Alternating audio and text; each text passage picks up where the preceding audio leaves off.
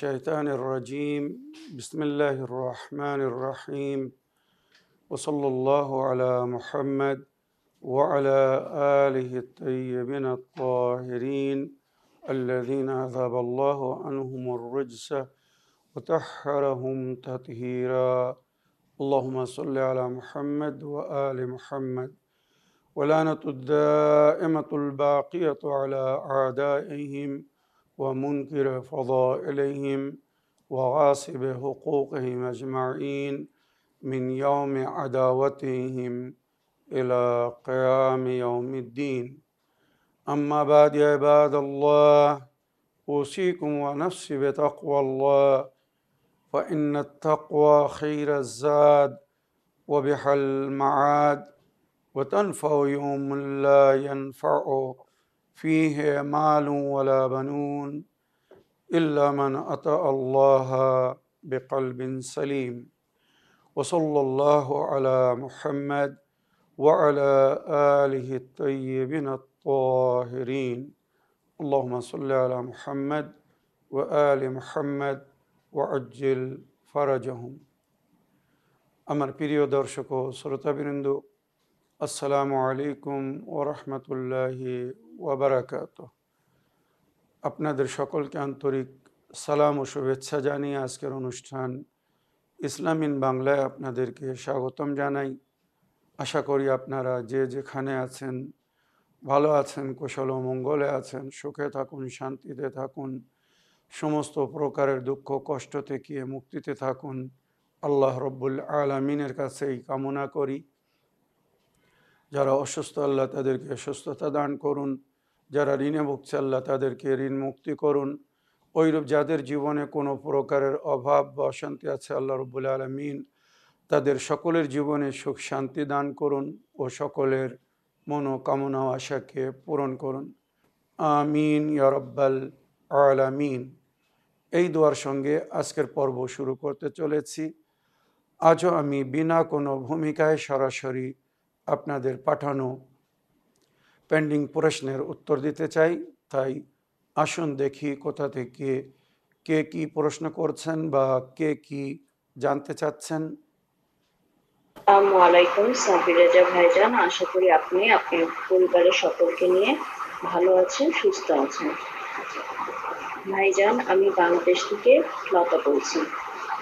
ভাইজান, আমার আম্মা গত 7 মহরমের দিন পরলোক গমন করেছেন। তিনি তার জীবনে মসজিদের জন্য দুইটা মসজিদের জন্য জমি ক্রয় করে দিয়েছিলেন এবং আলহামদুলিল্লাহ ওই সমস্ত জায়গাতে মসজিদ নির্মাণ কাজ সম্পূর্ণ উনি দেখিয়ে যেতে পেরেছেন। মসজিদে নামাজও শুরু হয়ে গিয়েছিল। তো আমার প্রশ্ন ভাইজান, 7 মহরমের দিন আমি একজনের কাছে শুনলাম মারা গেছে অনেক ভালো দিনে। তো এই দিন মারা গেলে তার মৃত ব্যক্তির রূহে কোনো বিশেষ কোনো ফজিলত আছে কি? যদি আমাকে একটু জানাতেন। আসসালামু আলাইকুম ওয়া রাহমাতুল্লাহি ওয়া বারাকাতুহু। ওয়ালাইকুম আসসালাম ওয়া রাহমাতুল্লাহি ওয়া বারাকাতুহু। আমার প্রিয় বোন, আপনার ভয়েসমেলের জন্য আপনাকে ধন্যবাদ জানাই। আল্লাহ রব্বুল আলামিন আপনার মাকে স্বর্গবাসী করুন, ওনার রূহকে শান্তি দান করুন। উনি যে নেক কাজ করে গেছেন তার সুন্দর আজর ও সওয়াব ও পরিফল ওনাকে দান করবেন ইনশাআল্লাহ।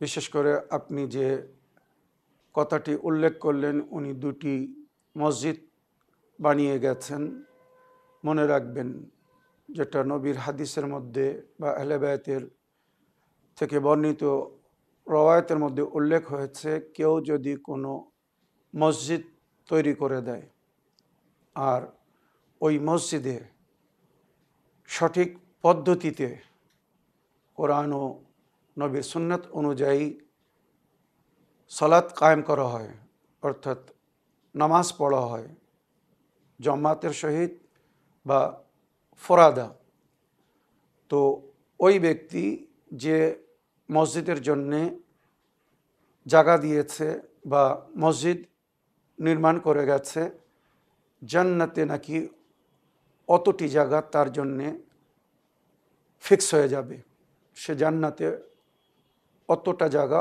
অবশ্যই পাবে। তাছাড়া ওই মসজিদে যতদিন আল্লাহর বান্দারা নামাজ পড়বে, যত লোক নামাজ পড়বে, জামাতের সঙ্গে পড়ুক আর ফরাদা পড়ুক, প্রতি নামাজের সওয়াবে ওই ব্যক্তি অংশ পাবে যে মসজিদ নির্মাণ করিয়ে গিয়েছে। চিন্তা করুন, আপনার মা কত বড় নেক কাজ করে গেছেন আর তার জন্য উনি কত সওয়াব পাবেন। যত ব্যক্তি, যত মানুষ ওই মসজিদে নামাজ পড়বেন, সকলের নামাজের সওয়াবে উনি অংশ পাবেন। আল্লাহ রাব্বুল আলামিন এই নেক তৌফিক আমাদের মধ্যে সকলকে দান করুন। যদি একটি পুরো মসজিদ না তৈরি করাতে পারেন বা না তৈরি করতে পারেন, তো যেখানে মসজিদ তৈরি হচ্ছে, আল্লাহর ঘর তৈরি হচ্ছে, সেখানে অংশ নিন। আপনার দেওয়া একটা ইট যদি মসজিদে লাগানো হয়, তো ওই মসজিদে যখন নামাজ হবে বা নামাজিরা যখন ওই মসজিদে নামাজ পড়বেন, তো আপনি তাদের নামাজের সওয়াবের অংশ পাবেন। আশা করি নিজেকে এই নেকি থেকে কেউ বঞ্চিত করবেন না। এবারে আমার প্রিয় বোন, এর আগেও আপনার এক ভয়েসমেল শুনে আমি বলেছিলাম যে কিছু লোকদের উপরে ফেসারে কবর হয় না। তার মধ্যে সর্বপ্রথম যাদের জিক্র হয়েছে শহীদ, যারা শহীদ মারা যায় এদের ফেসারে কবর হয় না। ফেসারে কবর মানে কবর পেশাই করে, মরার পরে সবার, কিন্তু এটা রওয়ায়েতে উল্লেখ, কবর কাউকে ছাড়বে না, কবর সবার পেশাই করবে। শুধু 4 থেকে 5 জন ব্যক্তির জিকির হয়েছে যারা ফেসারে কবর থেকে মুক্তি পাবে বা বিরত থাকবে। 1 নম্বর শহীদ, যারা দুনিয়া থেকে শহীদ মারা যায় তাদের ফেসারে কবর হয় না। দ্বিতীয়, যারা হজ, উমরা এবং জিয়ারত করতে আল্লাহর পথে যদি মারা যায় ফি সাবিলিল্লাহ, তো এদের ফেসারে কবর হয় না। তৃতীয়, ওয়াদিউস সালাম, ইরাকের একটি বিখ্যাত কবরস্থান, হজরত আলী আলাইহিস সালামের পবিত্র সমাধি, ওনার রওজার নিকটে একটি কবরস্থান আছে যাকে ওয়াদিউস সালাম বলা হয়। মরার পরে সমস্ত মমিনের রূহ যেখানে একত্রিত হয় বা হবে, ওই কবরস্থানে যদি কাউকে দাফন করা হয়, তো সে ফেসারে কবর থেকে মুক্তি পায়। সে যতই বড় গুনাহগার বা পাপী হোক না কেন, কবর তার পেশাই করে না। এটা রওয়ায়াতের মধ্যে উল্লেখ হয়েছে, নবী ও নবীর আহলে বাইত থেকে বর্ণিত রওয়ায়াতের মধ্যে জিকির হয়েছে। চতুর্থ, যে ব্যক্তির ব্যবহার সুন্দর হয়, যার ব্যবহার যত উত্তম হবে, সে কবর বা আলমে বারজাখের সাজা বা শাস্তি থেকে তত বিরত থাকবে। রওয়ায়াতের মধ্যে উল্লেখ হয়েছে, বিশেষ করে যাদের ব্যবহার মাতা পিতা বা বউ বাচ্চাদের সঙ্গে সুন্দর হয়, নবী বলেছেন এদের ফেসারে কবর কম হয়, হয়তো হয় না, আর যদিও হয় তো খুব কম। জানাবে সাদ বিন মাজ, নবী করিম সাল্লাল্লাহু আলাইহি ওয়াসাল্লামের একজন অতি প্রিয় সাহাবী ছিলেন। নবী নিজে তার জানাজা পড়িয়েছিলেন, তাকে দাফন করেছিলেন। আর রওয়ায়াতে বা তাফসিরের মধ্যে যেটা লেখা হয়েছে, তার জানাজায় 70,000 ফেরেশতা শরীক ছিল। যখন দাফন করে নবী ফিরে এসে তার মাকে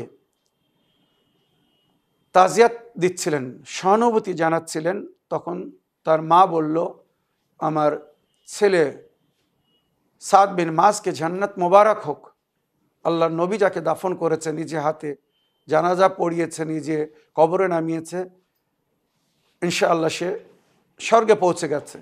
তখন নবী বললেন, এ সাদের মা, এত তাড়াতাড়ি বলো না, তোমার ছেলের উপরে এখন ফেসারে কবর হচ্ছে। সাদের মা অবাক হয়ে নবীর দিকে তাকিয়ে জিজ্ঞাসা করলেন, আল্লাহ নবী, কেন? সে তো আপনার সাহাবী ছিল, এত নেক কাজ করে গেছে দুনিয়া থেকে। তখন নবী বললেন, সে সব কিছু ভালো করেছে, কিন্তু তার পরিবারের সঙ্গে, তার স্ত্রীর সঙ্গে তার ব্যবহার ভালো ছিল না। সে কথায় কথায় নিজের স্ত্রীকে বকত, তার সঙ্গে দুর্ব্যবহার করত। স্বামী স্ত্রীর মধ্যে যে একটি মধুর সম্পর্ক থাকার দরকার, নারী পুরুষের সামনে দুর্বল। আর রেজাল কওয়ামুনা আলান নিসা, পুরুষদেরকে নারীদের উপরে ক্ষমতা দান করা হয়েছে। সুতরাং নারীদেরকে দুর্বল ভেবে যদি তাদের সঙ্গে সহানুভূতি দেখানো হয়, তাদের সঙ্গে নজরে করম করা হয়, ভালো ব্যবহার করা হয়, তো আল্লাহ সেটাকে পছন্দ করে। আর নবী বলেছেন, খায়রুকুম খায়রুন লে আহলে ওয়া আনা খায়রুন লে আহলি, তোমাদের মধ্যে ওই ব্যক্তি নেকুকার বা উত্তম যে নিজের পরিবারের জন্য উত্তম, আর আমি আমার পরিবারের জন্য উত্তম। তো নবী নিজের পরিবারের সঙ্গে সবসময় সৎ ব্যবহার করতেন, ভালো ব্যবহার করতেন বলে ওনার সাহাবীদেরকে উনি বলতেন, তোমরাও নিজের পরিবারের সঙ্গে ভালো ব্যবহার করো, সৎ ব্যবহার করো। যে নিজের পরিবারের সঙ্গে, বউ বাচ্চাদের সঙ্গে ভালো ব্যবহার করবে, সে আল্লাহর নিকটে তত উত্তম এবং সম্মানিত গণ্য হবে। তো সাদ বিন মাজ এত বড় সাহাবী, তারও ফেসারে কবর হচ্ছিল, কেননা তার ব্যবহার তার স্ত্রীর সঙ্গে হয়তো তেমন ছিল না যেমন হওয়ার দরকার। এটা কিন্তু কোরআনের তাফসীরের মধ্যে লেখা হয়েছে, এর মধ্যে শিক্ষা আছে। তো যাদের ব্যবহার যত সুন্দর হবে, আপনদের সঙ্গে, মাতা পিতার সঙ্গে, বউ বাচ্চাদের সঙ্গে, প্রতিবেশীদের সঙ্গে, বন্ধু বান্ধবদের সঙ্গে, পরকালের আযাব বা কবরের আযাব থেকে সে তত মুক্ত থাকবে। কেননা অনেক রাওয়াতের মধ্যে উল্লেখ হয়েছে, যখন কবরে বা আলেমে বারজাকে তাদেরকে শাস্তি দেওয়া হবে, তো তাদের বন্ধুরা, পরিচিত ব্যক্তিরা, আপনরা, যাদের সঙ্গে সে ভালো ব্যবহার করেছিল, সদ্ব্যবহার করেছিল, হয়তো কোনো কারণে অন্য কোনো গুনাহ বা পাপের কারণে তাকে সাজা দেওয়া হচ্ছে, তো এই বন্ধুরা এসে তার জন্য সহানুভূতি জানাবে আর আল্লাহর কাছে তার জন্য প্রার্থনা করবে, আল্লাহ, আমার এই বন্ধুর ব্যবহার আমার সঙ্গে খুব ভালো ছিল, খুব ভালোভাবে মেলামেশা করতো, আমার খেয়াল করতো, প্রতিবেশীরা বলবে, আত্মীয় স্বজনেরা বলবে, আমাদের খেয়াল করতো, দান খয়রাত করতো, আমাদের দুঃখ কষ্টের সময় আমাদের পাশে দাঁড়াতো, আমাদের সঙ্গে সবসময় সৎ ব্যবহার করতো, নেক ব্যবহার করতো। আল্লাহ একে এই কষ্ট দিবেন না, আমরা আমাদের নেকি একে দিয়ে দিচ্ছি, একে এই কষ্ট থেকে মুক্তি দান করে দিন। এই যে তার আপনরা, বন্ধুরা তার জন্য সহানুভূতি জানাবে, আল্লাহ তাদের সহানুভূতিতে এই বান্দার উপর থেকে কবরের আযাবকে তুলে নেবে, আলামে বারজাখের কষ্ট থেকে তাকে মুক্তি দান করবে। তো যার ব্যবহার যত সুন্দর হবে, তার কবর বা আলামে বারজাখ তত আসান হবে। উনওয়ানো সাহিফাতুল মুসলিম হুসন খলকেহি, পরকালে মুসলমানের নামায় আমালের যে শিরোনাম হবে, সেটা হবে তার সদ্ব্যবহার, তার সুচরিত্র। যার ব্যবহার যত সুন্দর হবে, যত সৎ হবে, যার চরিত্র যত ভালো হবে, ফেসারে কবর, কবরের আযাব বা আলেমে বারজাখের আযাব থেকে সে তত মুক্তিতে থাকবে। আমার হিসেবে রোজ হাসর বা কিয়ামতের বিচারের পরে সে স্বর্গবাসী হবে না নরকবাসী হবে, সেটা পরের কথা। এটা কিন্তু আমি আলামে বারজাখের কথা বলছি। এছাড়া পঞ্চম জিনিস যেটা রওয়ায়াতের মধ্যে উল্লেখ হয়েছে, বৃহস্পতিবারের রাত্রে বা জুম্মার দিনে, শবে জুমা, রোজে জুমা, যদি কোনো ব্যক্তিকে, কোনো নারী বা পুরুষকে, কোনো মমিন বা মমিনাকে দাফন করা হয়, বিশ্বের যে স্থানেই দাফন করা হোক না কেন, রওয়ায়াতের মধ্যে উল্লেখ হয়েছে এরা ফেসারে কবর থেকে মুক্তি পায়। তো আপনার মাতাকে যদি বৃহস্পতিবারে দাফন করে থাকেন বা শুক্রবারে দাফন করে থাকেন, আশা করি ফেসারে কবর থেকে বা কবরের আযাব থেকে, শাস্তি থেকে উনি মুক্তি পাবেন, যার থেকে কারোর রেহাই নেই কিন্তু। আর যদি উনি নেকি করে গিয়ে থাকেন, তো ইনশাআল্লাহ আশা করি অবশ্যই আল্লাহ রব্বুল আলামিন ওনার উপরে রহম করবেন, ওনার কবরের উপরে শান্তির বর্ষণ করবেন, এবং আল্লাহ রব্বুল আলামিন ওনার রূহকে শান্তি দান করবেন। আর পরকালের হিসাব কিতাবের পরে উনি স্বর্গবাসী হবেন। আল্লাহ ওনার উপরে রহম করুন। আমি আপনাকে এ বিষয়ে সহানুভূতি জানাই এবং তাজিয়াত পেশ করি। আগের প্রশ্ন নিই, দেখি কোথা থেকে কে কি বলতে চাচ্ছেন। সালামুন আলাইকুম, ইসলামিন বাংলা। ভাইজান, আশা করি আপনি ভালো আছেন। আল্লাহ রাব্বুল আলামিন এর কাছে সবসময় আপনার সুস্থতা কামনা করি। আমার প্রশ্ন এই যে, আমি কিংবা আমরা প্রতিনিয়ত প্রত্যেক নামাজে সবসময় আমাদের ইমাম মেহেদী আজলাল্লাহু তাআলা ফরজ শরীফের জন্য দোয়া করি যে উনি জলদি জহুর করুন, তাই তো? কিন্তু আমরা কি কখনো ওনার ওই 313 জন কমান্ডার আছেন যাদেরকে ভরসা করে আমাদের ইমাম জহুর হবেন, তেনাদের জন্য কি দোয়া করি? ওনাদের জন্য আমরা কিভাবে দোয়া করব? তার কি কোনো বিশেষ আমল আছে? সেটাও যদি বলে দিতেন তাহলে খুবই উপকৃত হতাম। খুদা হাফিজ, ফি আমানিল্লাহ। ওয়ালাইকুম আসসালাম রহমতুল্লাহি ওবরাকাত। আমার প্রিয় বোন, আপনার ভয়েসমেলের জন্য আপনাকে ধন্যবাদ জানাই। তাছাড়া এত সুন্দর বিষয় নিয়ে আপনি একটি প্রশ্ন রেখেছেন, তার জন্য অসংখ্য ধন্যবাদ জানাই এবং কৃতজ্ঞ জ্ঞাপন করি। আমরা সবাই যুগের ইমামের অতি শীঘ্র আবির্ভাবের জন্য দোয়া করি। প্রতি নামাজের পরে আমরা দোয়া করি বা দোয়া করতে বলা হয়েছে। স্বয়ং ইমাম নিজেও বলেছেন, ওয়াকসরুদ্দোয়া বেতাজিল ফরজ ফাইন্না যালিকা ফরজকুম।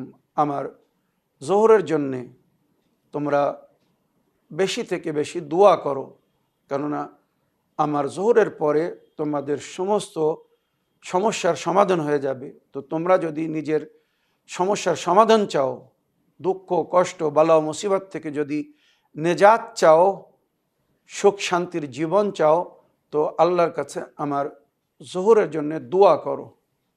আমি যখন এই বিশ্ব জগতে পুনরায় ফিরে আসব, আমার আবির্ভাব হবে, তখন আল্লাহ এই দুনিয়া থেকে সমস্ত প্রকারের দুঃখ কষ্ট থেকে আল্লাহর বান্দাদেরকে মুক্তি দান করবেন।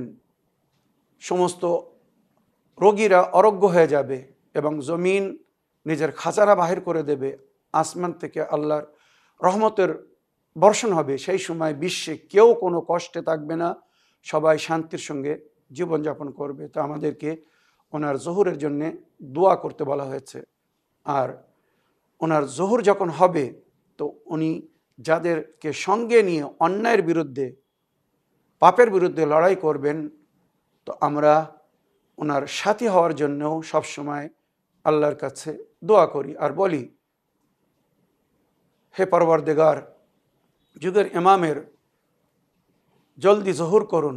আর ওনার যখন জহুর হবে, আমরা যেন ওনার সঙ্গী বা সাথী হতে পারি, আমাদেরকে সেই তৌফিক দান করুন। তো দেখতে গেলে আমরা নিজেদের জন্য আল্লাহর কাছে দোয়া করছি। এইভাবে আমরা যুগের ইমামের সঙ্গী সাথীদের জন্যও দোয়া করছি, কেননা আমরা জানি না নির্দিষ্ট সাথী বা সঙ্গী কে কে হবে। তাই আমরা কমন দোয়া বা সাধারণ দোয়া করি যে যারা ওনার সাথী হবেন, ওনার সঙ্গী হয়ে অন্যায়ের বিরুদ্ধে লড়াই করবেন, আল্লাহ রাব্বুল আলামিন তাদের সকলকে নেক তৌফিক দান করুন, তারা যেন নিজেকে প্রস্তুত করতে পারে। এক ইমামের সাহাবীকে সঙ্গী বা সাথীকে যেমন হওয়ার দরকার, তেমন যেন নিজেকে তৈরি করতে পারে বা ইমামের আশা অনুযায়ী নিজেকে যেন গড়ে তুলতে পারে। যুগের ইমাম যখন এই বিশ্বে ফিরে আসবেন, সেই সময় বিশ্ব জগতের অবস্থা বা পরিস্থিতি কী হবে, আর ওনার সাথীরা কারা হবেন, আর ওনার সাথীদের কোয়ালিটি বা কোয়ান্টিটি কী হবে, আমি এ বিষয়ে বিস্তারিত আলোচনা করেছি। সেখানে আমি এটাও বলেছিলাম যে যুগের ইমামের যারা সঙ্গী বা সাথী হবে, তারা সায়মুদ্দাহের কায়েমুল্লাইল হবে, মানে সারা জীবন রোজায় রেখে এবং রাত জেগে কাটিয়েছে এমন ব্যক্তিদের অন্তর্ভুক্ত হবে। এরা কারা?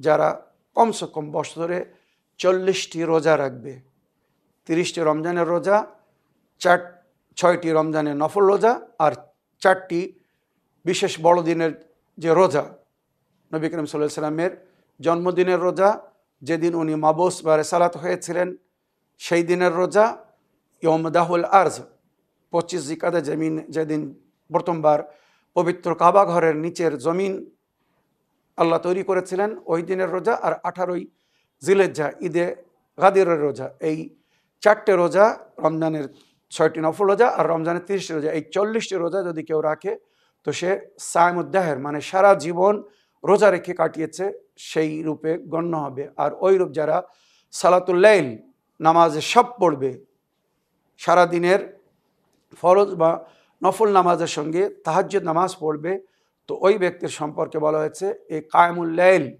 মানে সারা রাত আল্লাহর উপাসনায় বা ইবাদতে কাটিয়েছে, এদের মধ্যে গণ্য হবে। তো ইমামে জামানার ফৌজি বা ওনার সৈনিক বা সাথীর প্রথম পরিচয় হবে এটা।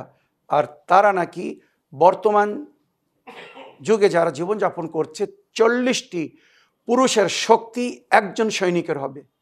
তাহলে চিন্তা করুন তাদের মনোবল কত বৃদ্ধি হবে, আর তারা শারীরিক বা মানবিক হিসেবে স্পিরিচুয়াল পাওয়ারের যে মালিক হবে সেটা সত্যি মানে আকর্ষণীয় এবং মানে অতুলনীয়, যার কোনো তুলনা হয় না।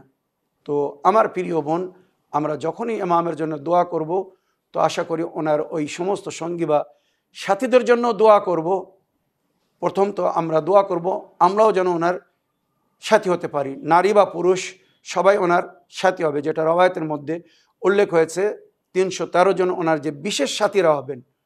সাথী তো অনেক হবে, তবে বিশেষ কমান্ডোজ রূপে যাদের পরিচয় করানো হয়েছে বা ইমামের রাজিত্বে যারা মানে বিশেষ পোস্টে থাকবে বা বিশেষ পদ যাদেরকে দেওয়া হবে বা যারা নেতৃত্ব দিবে, মনে রাখবেন ইমামের রাজত্বকালে যারা নেতৃত্ব দিবে এদের মধ্যে 50 জন নারী হবে, মনে রাখবেন 50 জন নারী আর বাকি পুরুষ হবে। তো আশা করি আমরা যেন ইমামের সেই সঙ্গী বা সাথী হতে পারি। তো ওই জন্যে সবসময় দোয়া করবেন, ইমামের সঙ্গী বা সাথীদের সালামতির জন্য সাদকা দিবেন, প্রতিদিন সকালে নামাজের পরে তাদের জন্য দোয়া করবেন। এই দোয়া মনে রাখবেন আমরা নিজেদের মঙ্গলের জন্য করছি, কেননা ইমামের জোহরের পরে আমাদেরই জীবনে সুখ শান্তি ফিরবে, বা এই দুনিয়ায় যে জুলুম অত্যাচার হচ্ছে আমাদের উপরে, আহলে বায়তের অনুগামী অনুসারীদের উপরে, আল্লাহর নেক বান্দাদের উপরে, মুমিনিনদের উপরে, মুমিনাতদের উপরে, এর থেকে সবাই মুক্তি পাবে। আমার প্রিয় বোন, আশা করি আপনার প্রশ্নের আপনি উত্তর পেয়েছেন। আগের প্রশ্ন নিয়ে দেখি কোথা থেকে কে কি বলতে চাচ্ছেন। ইসলামের বাংলা। সাবির ভাইজান, আশা করি আল্লাহর রহমতে আপনি ভালো আছেন এবং আপনাকে সবসময় ভালো থাকতে হবে আমাদের সকলের জন্য, এবং আমাদের সকলের দোয়াতে আপনি এবং আপনার পরিবার স্মরণে আছেন। নামাজ পড়ার পর যদি ধ্যান যায় যে হাতে কিংবা পায়ে কলমের কালি লেগে আছে, তাহলে সেক্ষেত্রে কি আমার নামাজ সহি হবে? খুদা হাফিজ, ফি আমানিল্লাহ। ওয়ালাইকুম আসসালাম রহমতুল্লাহি ওবরাকাত। আমার প্রিয় বোন, আপনি খুব সুন্দর একটা প্রশ্ন করেছেন। আমরা অনেক সময় কলম কাগজ নিয়ে লেখাপড়া করি আর কলমের কালি হাতে লেগে যায়। নামাজের সময় হলে আমরা তাড়াতাড়ি অজু করে নামাজ পড়ি। অনেক সময় নামাজের সময় বা নামাজের পরে দেখা যায় যে হাতে কালি লেগে আছে, ডট পেনের হোক বা মানে বল পেনের হোক বা ইঙ্ক পেনের হোক, কলমের কালি লেগে থাকে। তো এই কলমের কালি যদি হাতে লাগা থাকে তো শরীয়তের হুকুম হচ্ছে অজু করার আগে ওটাকে ক্লিয়ার করে নিতে হবে, পরিষ্কার করে নিতে হবে। বিশেষ করে বল পেন বা ডট পেন যার কালি গাঢ় হয়, আসল বলা হয়েছে এমন কোনো জিনিস ত্বকের ওপরে লেগে থাকলে হবে না যেটা পানি স্কিনে বা ত্বকে পৌঁছে দেবে না, বাধা সৃষ্টি করবে। তো তাকে আগে সরাতে হবে, সামান্য হলেও সেটাকে সরাতে হবে, এটা শরীয়তের হুকুম। কিন্তু ভুলের কারণে না গুরুত্ব দেওয়ার বা খেয়াল না থাকার কারণে হয়তো অনেক সময় আমরা অজু করে নামাজ পড়ে নিই, এবারে দেখা যাচ্ছে হাতে কালি লেগে আছে, তখন আমরা কি করব? তো শরীয়তে বলা হয়েছে বা মুফতিগণরা বলেছেন এটা যদি সামান্য হালকা কালি হয় যেটা পানি স্কিনে পৌঁছাতে অবরোধ সৃষ্টি করে না, তো নামাজ ঠিক হয়েছে, কোনো অসুবিধা নেই, পুনরায় ওই নামাজ পড়ার প্রয়োজন নেই। তবে যদি ওটা ডার্ক ইঙ্ক হয় বা এমন কোনো জিনিস রং ইত্যাদি হাতে লেগে থাকে যেটা স্কিনে পানি পৌঁছাতে দেয় না, তো সেক্ষেত্রে বলা হয়েছে পুনরায় স্ক্রিন থেকে ওই কালি বা রঙকে পরিষ্কার করে পুনরায় অজু করে আবার নামাজ পড়তে হবে। সময় থাকলে আদা করতে হবে, আর যদি সময় চলে যায় তো তার কাজা করতে হবে। আশা করি আপনার প্রশ্নের আপনি উত্তর পেয়েছেন। আগের প্রশ্ন নিই, দেখি কোথা থেকে কে কি বলতে চাচ্ছেন। আসসালামু আলাইকুম শেখ সাব্বির রেজা ভাইজান, আশা করি আপনি ভালো আছেন, সুস্থ আছেন। আল্লাহ রাব্বুল আলামিন আপনাকে সুস্থ রাখুক, ভালো রাখুক। ভাইজান, আমার একটি প্রশ্ন। বিসমিল্লাহির রহমানির রহিম। ইয়া মুকাল্লিবাল কুলুব সাব্বিত কলবি আলা দীনিক। এই আয়াতের তর্জমা করলে উপকৃত হব ভাইজান। এই আয়াতে পড়ার কি ফজিলত, এই ব্যাপারে আপনি একটু বিস্তারিত বলবেন। আপনি ভালো থাকুন, সুস্থ থাকুন। জাযাকাল্লাহু খায়রুন ফিদ দুনিয়া ওয়াল আখিরাহ। খোদা। ওয়ালাইকুম আসসালাম ও রহমতুল্লাহি ওবারাকাতুহ। আমার প্রিয় আপামনি, আপনার ভয়েসমেলের জন্য আপনাকে ধন্যবাদ জানাই। আপনি যে দোয়াটি পড়েছেন, আল্লাহুম্মা মুকাল্লিবাল কুলুবে ওয়াল আবসার, বা আমরা অনেক সময় দোয়ার মধ্যে এটা বলে থাকি বা পড়ে থাকি, নবীর আহলে বায়ত আমাদেরকে যে তালিম দিয়েছেন, ইয়া মুকাল্লিবাল কুলুবে ওয়াল আবসার, ইয়া মুদাব্বিরাল লাইলি ওয়ান নাহার, হাউইল হালানা ইলা আহসানিল হাল। এছাড়া প্রতিদিন সকালের নামাজে এই দোয়াটি পড়তে বলা হয়েছে, যার সামান্য একটি অংশ আপনি বলেছেন বা পড়েছেন। এটি আয়াত না, এটি নবী করিম সাল্লাল্লাহু আলাইহি ওয়াসাল্লাম বা আহলে বায়াতের তালিম করদা একটি দোয়া। আমি পুরো দোয়াটা পড়ে তার ব্যাখ্যা করছি। আপনি বা আমার দর্শকবৃন্দরা বুঝতে পারবেন যে এটি কত গুরুত্বপূর্ণ দোয়া, কত সুন্দর দোয়া, যেটা আমাদেরকে প্রতিদিন সকালের নামাজের পরে পড়তে বলা হয়েছে। বিসমিল্লাহির রহমানির রহিম। আল্লাহুম্মা মুকাল্লিবাল কুলুবে ওয়াল আবসার। হে আল্লাহ রব্বুল আলামিন, হে আমার প্রতিপালক, যিনি অন্তর এবং দৃষ্টিকে পাল্টে দেন বা পরিবর্তন করে দেন। মন পাল্টে যায়, চোখ পাল্টে যায়, আপনারা জানেন। এর অনেক ব্যাখ্যা বা তাফসির করা হয়েছে। এর থেকে মৃত্যুর উদাহরণ দেওয়া হয়েছে, বা মৃত্যু থেকে সজাগ করার জন্য এগুলো বলা হয়েছে। তাছাড়া অনেক সময় হেদায়েত দেওয়ার জন্যে, যারা কুফর ও শিরকের মধ্যে পড়ে আছে বা পথভ্রষ্টতার মধ্যে অন্ধকারে আছে, এদেরকে আলোকিত করার জন্যে এইগুলো বলা হয়, বা এই ধরনের দোয়া পড়তে বলা হয়েছে।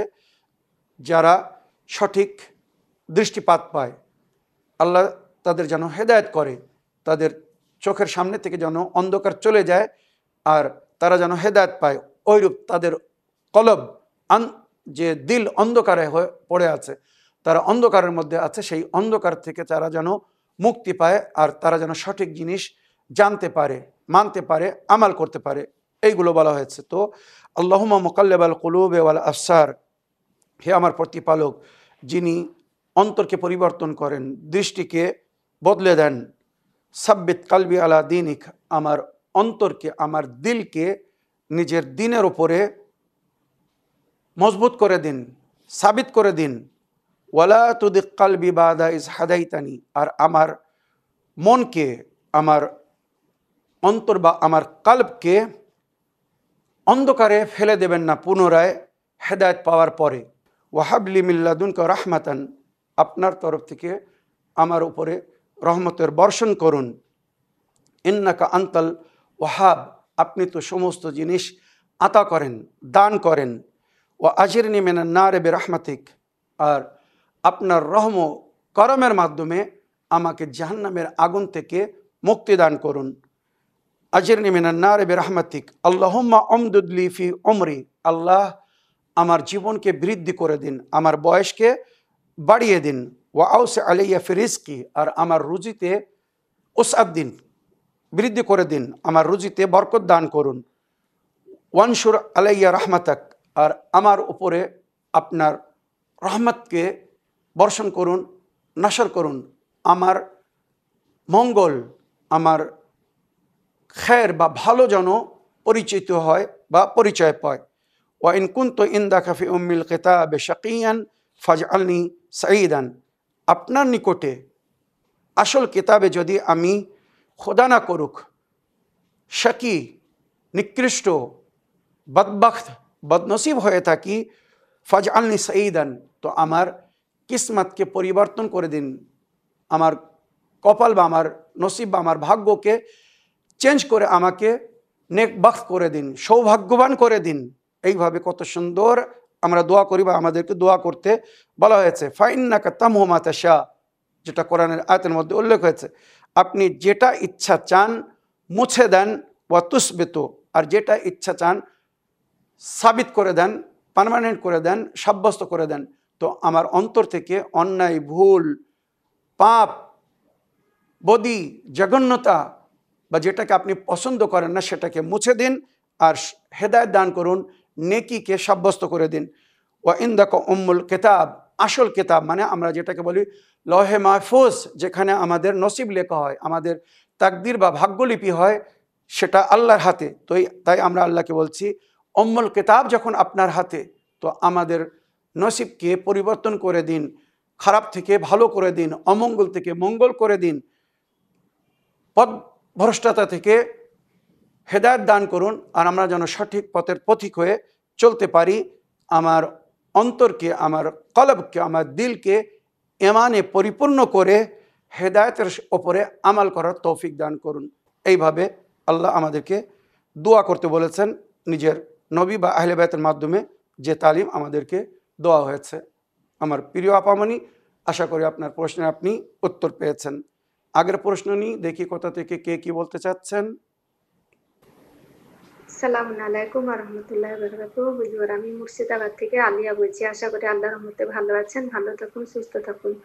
হুজুর, আমার একটা প্রশ্ন, যখন তৃতীয় রাকাতে তাসাউদটা যদি ভুলে যাই, আমরা যদি তাসাউদ পড়তে ভুলে যাই, দিয়ে তৃতীয় রাকাতে আমরা তৃতীয় রাকাত শুরু করে দিই, দিয়ে পড়তে পড়তে তখন হয়তো মনে চলে আসে যে হ্যাঁ আমি তো তাসাউদ পড়িনি, তাহলে নামাজ শেষ করে তাসাউদ পড়ে তারপরে দুটো সিজদা সহ করতে হয়।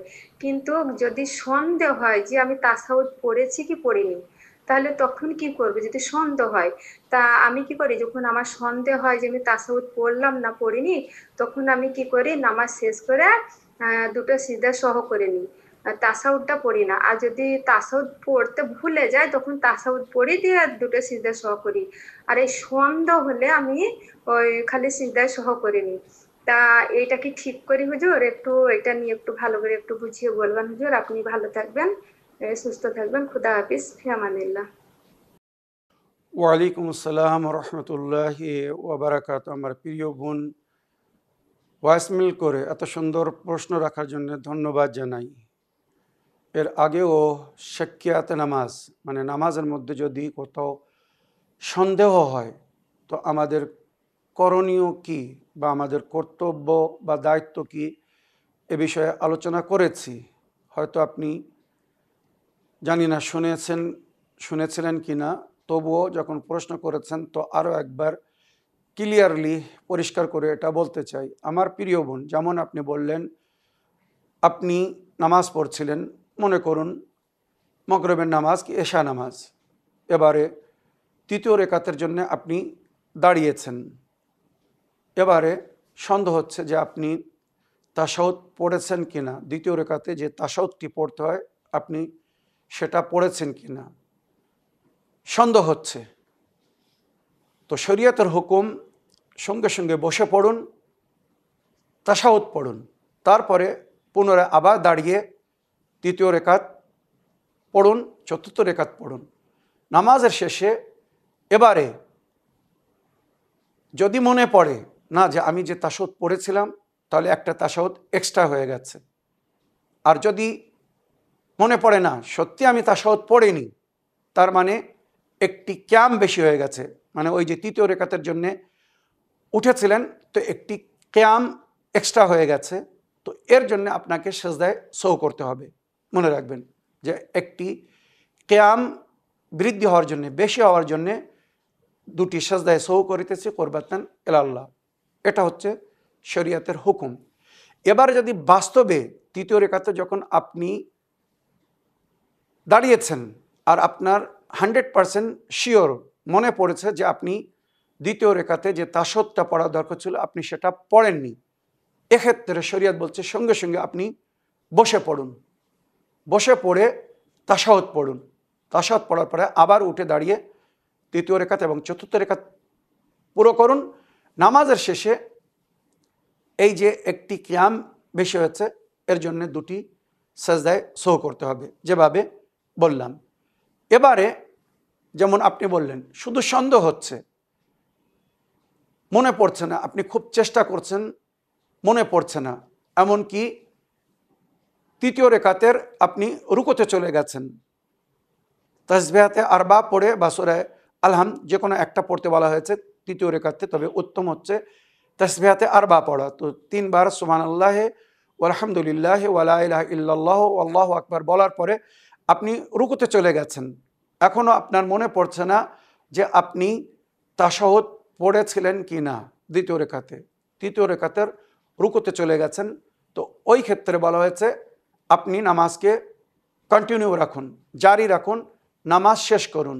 এবারে নামাজ শেষ করার পরে যদি মনে পড়ে, তাশাহুদ সালাম পড়ার পরে যদি মনে পড়ে না আমি তাশাহুদ পড়িনি, তো এখানে বলা হয়েছে আগে তাশাহুদ পড়ুন, মানে কাজা করুন, তাশাহুদ যেটা ভুলে গেছেন তাশাহুদ পড়ুন, তারপরে নিয়াত করুন যে তাশাহুদ ভুলে যাওয়ার কারণে দুটি সেজদায় সহু করিতেছি, ওয়াজিব কুরবাতান ইলাল্লাহ বা কুরবাতান ইলাল্লাহ, আল্লাহু আকবার বলে দুটি সেজদায় সহু করুন, তারপরে তাশাহুদ সালাম পড়ে নামাজকে পুরো করুন। আপনার নামাজ সহি হয়ে গেছে, সংশোধন হয়ে গেছে, পুনরায় নামাজ পড়ার কোনো প্রয়োজন নেই। যদি নামাজের পরে মনে পড়ে যে না সত্যি তাশাহুদ আপনি ছেড়ে দিয়েছিলেন বা ভুলে গিয়েছিলেন, তো আগে তাশাহুদটা পড়ে নেবেন, তারপরে সেজদায় সহু করবেন, এটাই শরীয়তের হুকুম।